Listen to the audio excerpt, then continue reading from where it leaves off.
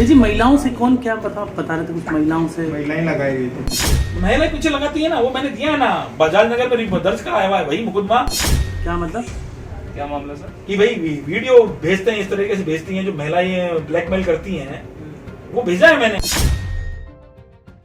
इसके संबंध में एक रिपोर्ट बना के माननीय प्रभारी महोदय ने, पर्यवेक्षक महोदय, जो चुनाव से जस्ट जो जिला प्रमुख का चुनाव था उससे 24 घंटे पहले मिली, यानी रात को 10 बजे लगा, उन्होंने एक रिपोर्ट बना के आला कमान को तत्काल रूप से भेजी।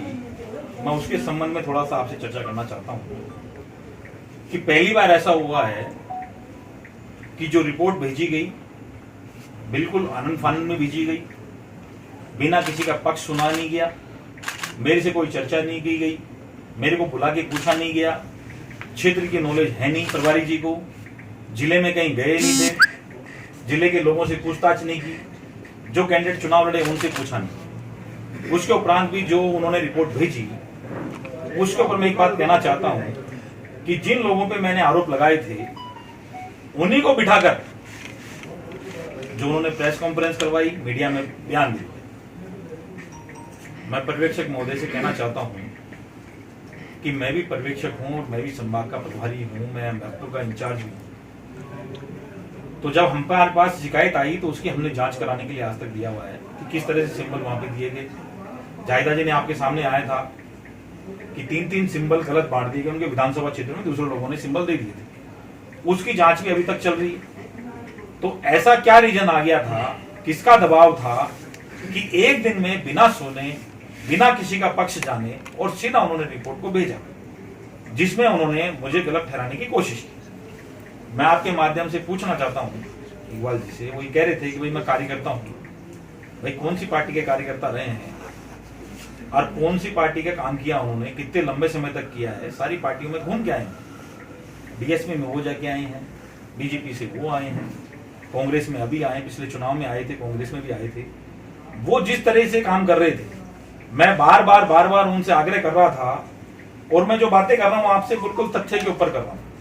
अगर उनके ऊपर कोई तथ्य उनके सामने हो, अगर मेरे खिलाफ कोई भी तथ्य वो पेश करें, जो भी राजनीति में वो कहेंगे मैं वो करने को तैयार हूं। मैं आपके सामने तथ्य रख रहा हूं बिल्कुल कि जो हमने उनसे 2 तारीख से बात की,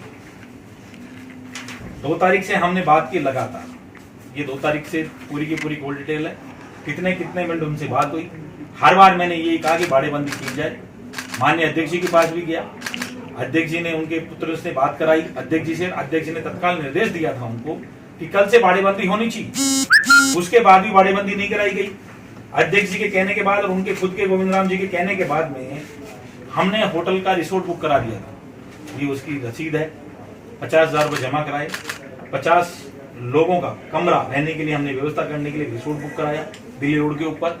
उसके बाद भी वो नहीं आए, वो यही कहते रहे मेरे यहाँ पर मंत्री जी आ रहे हैं, कोई खान का काम था उनका, क्या काम था उनका वो तो वही जाने, लेकिन उन्होंने कहा कि मेरे यहाँ खान मंत्री आ रहे हैं, मेरे को मीटिंग में लेनी है, मीटिंग में बातचीत करनी। उसके बाद भी नहीं आए।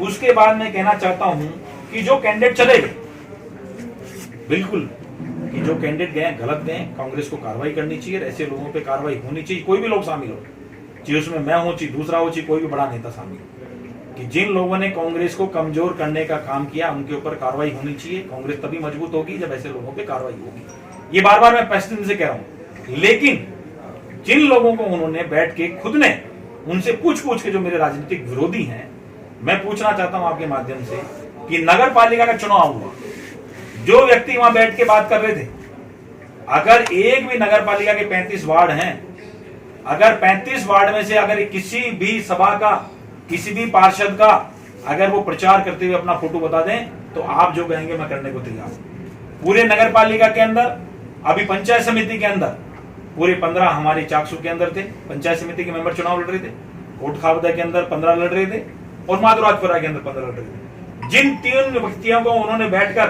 अपने पास बैठकर प्रभारी महोदय ने जो आलमगंज बयानबाजी कराई, और जो राजस्थान में जो आवाज उठा रहा था, गरीब की, मजदूर की, दलितों की जो आवाज मैंने उठाई थी, उसको दबाने का जो प्रयास किया, मैं कहना चाहता हूं अगर 3 लोगों में से अगर कोई भी व्यक्ति, प्रभारी महोदय को मैं चैलेंज देना चाहता हूं आपके माध्यम से, अगर उन 3 व्यक्तियों ने अगर किसी भी कांग्रेस कार्यकर्ताओं का काम किया हो तो मैं दंड का भागीदारी। जिन व्यक्तियों ने काम नहीं किया कांग्रेस का, किसी व्यक्ति का तो काम करते हैं, किसी व्यक्ति के लिए तो बताते हैं, किसी का प्रचार करते हैं, अभी वहां बैठ के वो बयानबाजी कर रहे हैं। मैं उनसे कह रहा हूं, मैं ऑडियो भेज रहा हूं कि ब्लॉक अध्यक्ष मेरा कैंडिडेट लेके चला गया।